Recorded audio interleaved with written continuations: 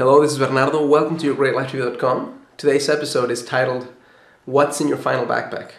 And what's in your final backpack is really about taking a hard look at how you're spending your time, how you're focusing your energy, and in what things. Is most of your energy spent on things that you will absolutely leave behind? Or is it being spent on things that are truly life continuing and things that you can actually take with you? To give you an example, a couple of days after my dad passed away, we went to his room and we started cleaning things up and found his wallet. And opening the wallet, we saw a $1 bill. And I started thinking about that dollar bill as an example of how life really works. It's kind of funny. It could have been $1 million and it would have been absolutely the same thing. He left with absolutely nothing of that type of things, but he left with so much in the way of thoughts, emotions, moments. And that's what this is about. It's really about refocusing your life into the shit that really matters and throw away those things that are just an illusion. And there's a couple of things that I want to talk to you about that you can focus on right now, immediately, making actionable. One is simple everyday moments. And simple everyday moments is just anything that makes your life great, but doesn't have to be something that other people would consider, wow, that's a great experience. Like, I can think about so many of those in my life, or maybe I was just watching a program with my twin brother when we were growing up and my mom hadn't arrived home, but we were just having a great time watching a stupid program. Or a time where we had this picnic in our own backyard. Again, nothing momentous, but it was just such a cool moment with the family. The second type of events that I want you to focus on are moments that people have created for you. And moments that people have created for you don't necessarily mean that surprise 50-year-old party that somebody threw at you, or the time somebody proposed, but maybe a text message that changed your day. Maybe a phone call that left you so excited that you couldn't contain your emotion for the next, I don't know, half hour or so.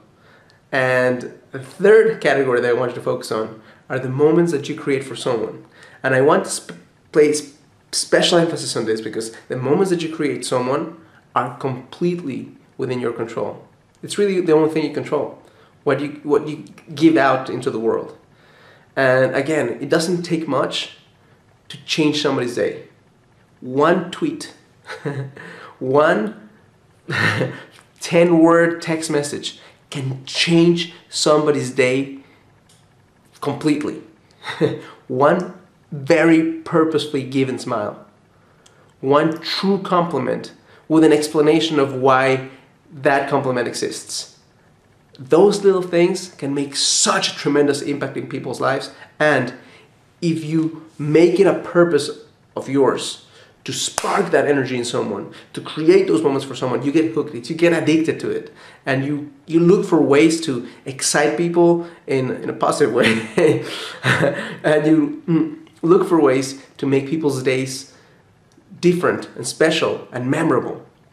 So my challenge for you today is to really sit down and take a deep look at what you're doing right now, where you're spending your day, how your career is leading you to some place that may be completely related to what you're taking, or maybe taking you apart from what you're taking with you. And my second challenge for you today, besides looking at that, is to come up with 5 or 6 different ways to light up somebody's day. In the next week, at least once a day, your challenge is to light up somebody's day. And it has to be a different person each day. So yeah, it's great if you light up your wife's or your husband's day or your partner's day, whatever it is. But you want to do it with somebody that may not be a complete friend of yours, or maybe somebody who would never be able to pay you back or something. Try that, and I can guarantee you that if you start your life that way, if you start your day looking out for ways to do that, the moments that people will create for you will be far beyond anything you could ever imagine. And that exchange of moments you give and moments you receive, that's something you can take with you. That's something that can fill up your backpack. So as always, I encourage you and challenge you to live a passionate and a conscious life. And I dare you to take a backpack full of stuff that you can take with you. Thank you.